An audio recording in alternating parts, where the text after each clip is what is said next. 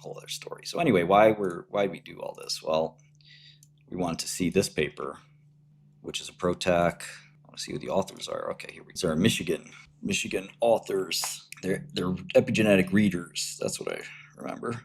These guys are making a bet ProTac. Rigetti, breaking 16. All right, so these guys are doing BET inhibitors for autoimmune disease, which is crazy. Now again, if you wanted to, you could create an autoimmune spreadsheet. I should probably make one. Partially filled. And again, some of this is spreadsheet overkill. Can you really update all these spreadsheets? Well, I don't know. How dedicated are you? You should always have a positive answer. Yes, I will try. You know? If you're always negative Nancy,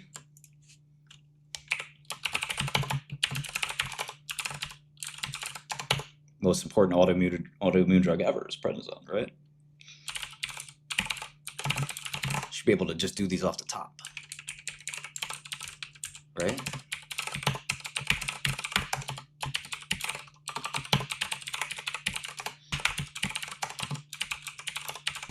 Autofilled. So I did Johnson & Johnson. Go to Pfizer. Pfizer doesn't have that much in autoimmune, but they have the Xeljanz, right? 𝗕𝗺𝗪𝗔𝗍𝗍, I think that was called. What else did Pfizer do? Well, Pfizer's got a new one, Cibinco or something. I don't even know how to spell it. I think that's abrocitinib. And then you got Pixant, which is Xolair, which is which one is Xolair again? Xolair is like created cyclosporin as well, which is old but really important. Novartis is a huge drug.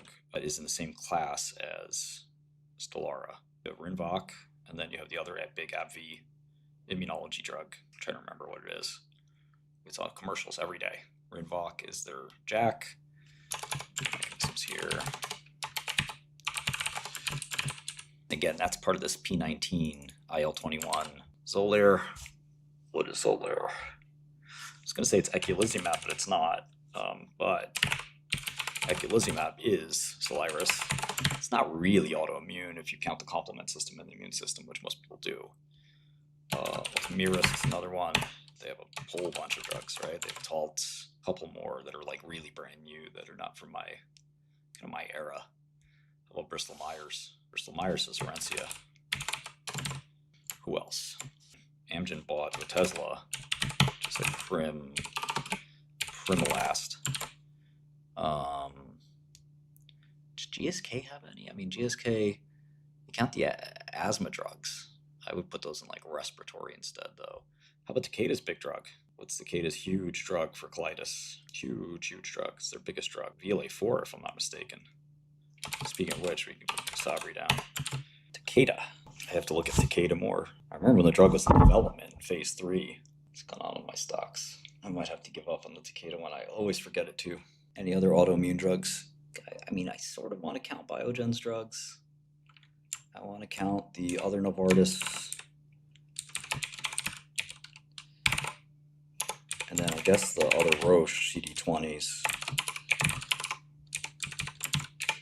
Ofatumumab, and there's one more. Let's see if I'm missing any others. Well, BTKs, I guess. Oh, I just remembered it's Entyvio. My brain search got finished there. But what's the drug name? It's an antibody. Yeah, that I'm not gonna remember, I don't think. How about Xolair? It's like starts with an E or something. It's like, or U, or Orencia is sept. It's a soluble receptor. Abatacept. And then Tysabri is natalizumab. Entyvio. And now it's Roche's biggest drug is Ocrevus. Almost done with our list, but I'm really stumped on a couple of these. So let's see what Xolair was. Omalizumab. All right. How about Ultomiris? This one I always forget. Ravulizumab. Let's see. Taltz is ixekizumab. And finally, Entyvio can't believe I forgot Veto. Okay, so now I'm going to take this list and go to ChatGPT. Which immunology drugs are not on this list? 01 gives me an answer. What I miss? Gotta re-short all this stuff. 𝗠𝗏𝗘𝗢. Okay, let's see if GPT gave us a good answer. Okay, we've got anakinra, which is a very rarely used drug, so I don't mind missing that. Forgot 𝗍𝗔𝗬𝗣𝗔𝗟, which is also pretty esoteric. 𝗘𝗺𝗽𝗍𝗪 we should have remembered. This is 𝗥𝗘𝗙𝗪. 𝗟𝗡𝗪𝗏 is, that's 𝗟𝗡𝗪𝗍, I think, or something 𝗟𝗡𝗪𝗍, I think. This is Roche, this is Sanofi Regeneron, this is Novartis.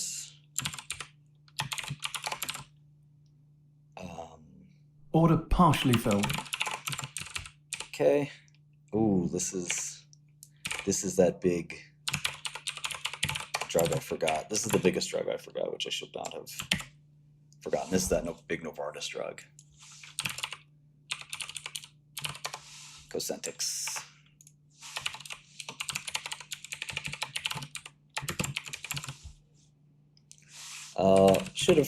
Should not have forgotten belimumab or Benlysta. Kind of an older drug at this point. 𝗠𝗏𝗪𝗘𝗀. Adalimumab. These are all FDA approved, so we have to make a different page for investigational. Certolizumab, baricitinib. This is Olumiant. This is Cimzia.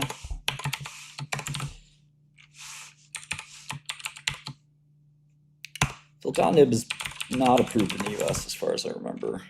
I think we got belatacept. No, belatacept is really rarely used. Same thing with basiliximab. Alemtuzumab, very rarely used. This is Campath. Teplizumab, very recently approved. I'm not sure I think of Copaxone as an autoimmune drug, but ooh, these are big ones I missed. Fingolimod, all the S1Ps. Yeah, so we missed a couple, but did pretty well, I think. Yeah, I don't think checkpoints count. These are all FDA approved. There's a bunch of generics though that aren't used. I mean, Acthar is another one. But there's Acthar, there's dexamethasone, there's a whole bunch. Generics are important too, because sometimes the drugs you're making or whatever are up against generics too. Okay, there you go, tacrolimus. These are really good. Methotrexate. We looked at leflunomide yesterday. Sulfasalazine, hydroxychloroquine, azathioprine, MMF, baby. Mycophenolate mofetil. It's the old school. Still 𝗠𝗏𝗪𝗘𝗀. used. Cyclophosphamide is more chemo, but if you're using that for autoimmune, I feel bad for you. 6-mercaptopurine, tacrolimus, pimecrolimus. The whole story with tacrolimus is fascinating. I have cyclosporin, okay. Sirolimus, everolimus. I don't know if I include thalidomide. Dapsone, colchicine. Surprised they don't have Acthar in there. Yeah, of course I trust ChatGPT output. It's almost always perfect. All right, let's go back to Vyne. So they're doing vitiligo. So one of the other things you could put in this autoimmune spreadsheet is diseases. There's a lot of autoimmune diseases. I guess I believe in Bitcoin, yeah. Yeah, we hire new grads. Plans for today, same as every other day. On vitiligo, you can even have a bunch of data here about what drugs are being developed. So in this case, you could put in VYN202 and Vyne. You can put the mechanism in here if you wanted. There's a lot of ways to do these things. So these guys have more cash than their market cap, which is tempting for a lot of people because you can buy $70 million for $48 million. Right? What a great deal. You make a free $22 million. Now, there's a couple problems with this. They have liabilities. Just because they don't have debt doesn't mean they don't have liabilities. The drugs probably don't work. And they're going to keep spending money. So if you could shut it down yesterday and not have any of these liabilities, you still got a couple a little bit here and there. You don't have any accounts receivable either. So you got to pay all these liabilities, which is like 10, 12 million. So that would dock it down, and you're only down to 10 free million. And every quarter they spend 10 million, roughly that much. Let's see how much cash flow they lost. Okay, yeah, maybe a little less than 10 million, 7 million. So you're already down 10 plus 7. So you're basically at break even again. And the question is, will any of these drugs be worth it? And the answer is probably not. BET inhibitors are not really known as autoimmune drugs. And, you know, they probably just don't work. Now, let me show you what like a Joe Springer might do. Might say, well, 𝗠𝗏𝗘𝗢. let me do this. Let me go to PubMed, and let me type BET autoimmune. And the problem with this is that you're going to find something. You're going to find something, some paper, and you're, oh, well, of course, this is verifying my thesis. And it's like, yeah, there'll always be some researcher somewhere that's thought of this idea and tried it. And the problem is, unless you find it in human clinical trials or something convincing, there's just a lot of researchers that made their bed in researching a specific protein, so they can't stop. They can't be like, oh, well, you know, actually the thing we're researching doesn't work. They should be willing to do that. They have to double down and keep researching their thing, because the funders and people like that kind of want to see a continuous, and there's not much evidence here at all, quite frankly. Let's see. I think they mostly have been tried in hematological malignancies, but let's see where the trials have been. They have not been successful in oncology. I forgot GSK made one of the bigger bets on BET inhibitors. The State of the SAFA address. Oh yeah, let's see. Has our boy made any new videos? What's he done? There's a testes specific bet. Cassava Sciences channel. What? He changed it from Joe Springer. He doesn't want his name on it when you Google his name, because he needs to keep grifting. Has he blocked me? He has blocked me. Aww. I feel sad. Oh, there's warrants too. I see. So there are more shares outstanding on Vyne than you can use time and sales on Goodell. So Goodell does time and sales as every order in the stock market. So you can filter this by a number of different ways. A whole watch list. So if I have my default watch list, this is just the largest. Well, you're like, oh, that's too expensive. Man, somebody out there is willing to pay 200% to short a stock? That 200% is going to last about a week. It's a couple percent of interest, and the stock goes down 80%. While I'm thinking that through, I want you to see this chat. So you have the placebo is in gray here, right? And obviously the drug is looking a lot better than placebo. Look at what happens at 24 weeks. The placebo guys switch to drug, and then they resume their slope. Yeah, most of they did this in cassava. That's not what happened. It's literally just kept declining, which is the opposite of what you want, obviously, in the case of placebo.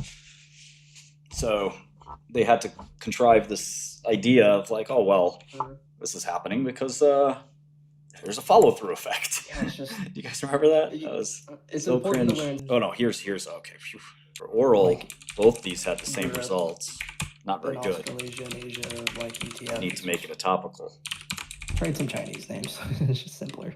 And here, yeah, 39% is pretty good. I mean, that's competitive. Well, I mean, yeah, It's not amazing. Toss that topical cream, put this topical cream, you might get rid of your vitiligo. Thinking on Tesla isn't so much, and I think this is kind of the way the rest of the market thinks about it, is because you can't trade SpaceX right, or Twitter anymore, right? And all of this, yeah, all this liquidity is literally tied in with Elon Musk, right? So it's almost, I think the market sort of values Tesla as the value of not just Tesla, but the value of Elon. It's subjective valuation we're dealing with here. What's the hypothetical value of SpaceX? Everybody, literally everybody, because Tesla's the most reliable and consistent launcher, right? So there's a really interesting video that shows like the number of launches by year, and like you get to COVID and it's literally like the animation is like at 5x speed, so it's literally just 𝗠𝗏𝗘𝗢. like of all these rockets just going up into space, and it's because the number of launches has increased dramatically. So, and that's almost a space satellites, communications, GPS.